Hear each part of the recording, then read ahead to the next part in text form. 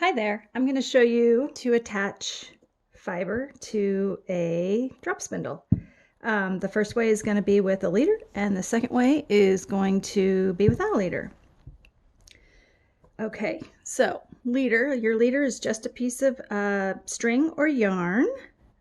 Yarn works, I find, pretty well because it's got a little bit of grip to it. String doesn't generally always have that. It can be a little bit smoother. And that yarn is just tied into a secure knot with a square knot and to form this loop. So you just take this loop and you put it under your shaft and you loop it through itself and snug it down. There, your leader is attached. You want to gently tug on it, cinch it up. You're going to be spinning clockwise. Sometimes when you're spinning. So you will be twisting your whirl in a clockwise direction to wind on your leader. But before I do that, I want to add some twist into my leader. So I will run my leader up through this little notch, through the hook, and you can wind it on once or twice or more, if whatever you're comfortable with, and just give your spindle a gentle spin in the direction you're going to be going. I'm showing you in a clockwise Z direction, and you can see that I am adding twist to this leader. So I twist it until I have a small loop here at the end where I'm going to attach my fiber. So I'm going to take this off the spindle. I'm going to wind it onto the shaft a little bit just to take up some slack so I have not so much leader to work with. It'll make it easier when I attach the fiber. I'm going to take a piece of fiber, just a small piece in this case,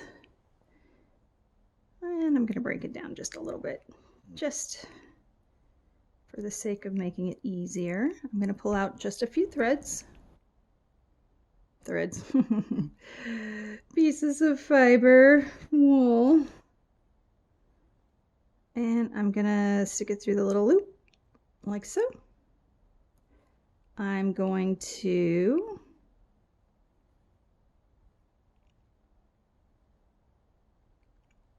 make a little, almost like a V shape, and push it, pull it up together.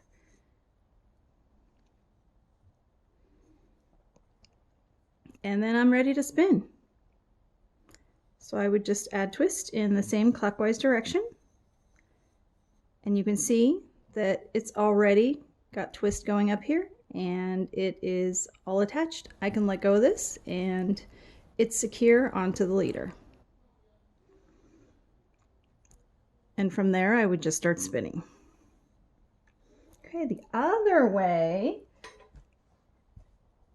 is to not use a leader. You take some of these fibers and you basically do the same thing.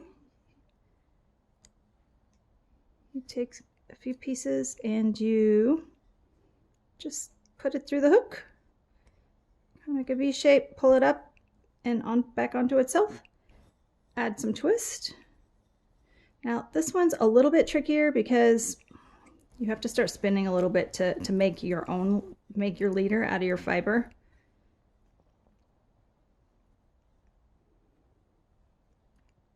You want to have a little bit drafted out so that you can have room to add your twist. And I would actually at this point move away from this table. I would start spinning, and then I would, let me do that. I will be right back. Okay, so I have a teeny tiny bit more here.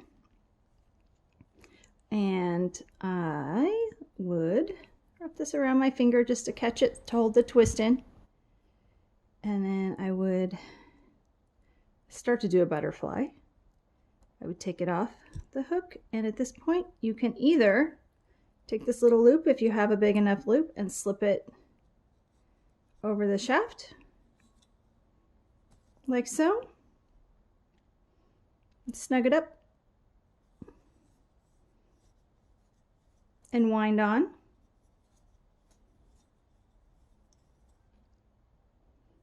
And then you would get up, put it up through your notch and start spinning.